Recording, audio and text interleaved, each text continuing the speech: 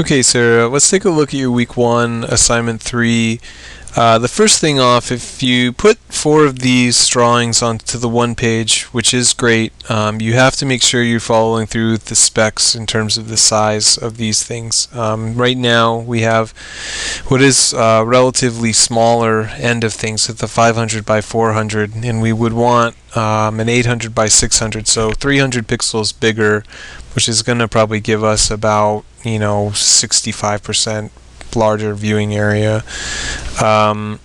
So you need to make sure that's being followed through with, because it's very, very difficult to make assessments on these when each of the drawings is so small. So it's not, I think, that big of a deal if you just had one kind of large drawing in place, but when you've got 4, maximizing space is really key, so you got to follow through with that. In terms of following through with the parameters of the assignment, some of these guys are working out fine and some of them are not quite there yet. The key to the assignment, and it's just like one word that's in the guidelines, but the key to it is that you have some overlapping shapes in each of these, because is what's going to give you a lot of the trouble, a lot of the challenge, because as you overlap these shapes, you start to create, difficulties for yourself in terms of how you cut the edges of things.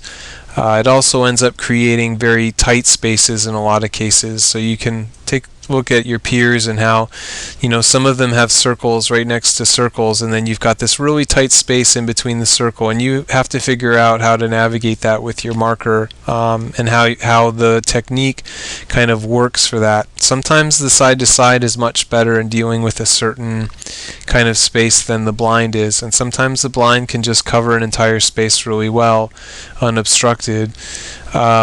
But that's one of the main parts of this assignment where it kind of brings in an extra level of complexity. So guys like this one and this one down here, there isn't really any overlapping. You've got some interaction, which is good in this one, but here they're just all completely separate from each other.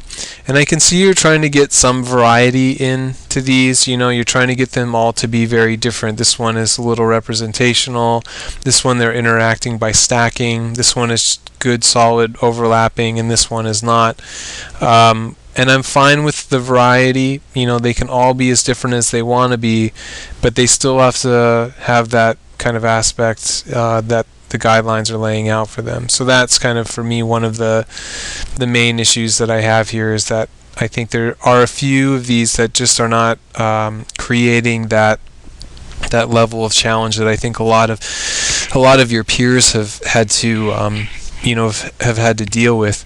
I think in terms of the technique and the use of the marker, they look very good. I think for me, the side to side is working out well. You're getting some good solid edge quality. Fill consistency looks very good, and your colors are remaining very separate from each other. The blind technique has good cuts all the way around each of the objects, and very, very good stroke consistency. It's moving in the same direction very evenly all the way across. There's very minimal white gaps. There's very minimal overlapping occurring. And I think for me, the only area that gets a little bit fuzzy is where you've got a very similar color next to a very similar color with a lot of cuts very close to each other, and so it gets a little bit messy. I will say a larger size would probably make it appear a little bit cleaner, but I would say, as an overall kind of observation, things look very good on the technical front of things. So that part I'm really happy with, and I would say I'm happy with the overall part of this assignment. I just think that you really do yourself and your work a disservice when it's not the right size and it doesn't show the full breadth of what you're doing, or it doesn't quite hit all the guidelines, so we're focusing on stupid stuff like that rather than focusing on the good stuff, like how well the shapes interact or how nice each of your shapes are rendered and that sort of stuff. So just keep an eye on that. Make sure you're reading the guidelines all the way through. If you can get a draft in, that's great, because we can head those things off before they even start. But otherwise, just keep doing what you're doing with the markers and the technique.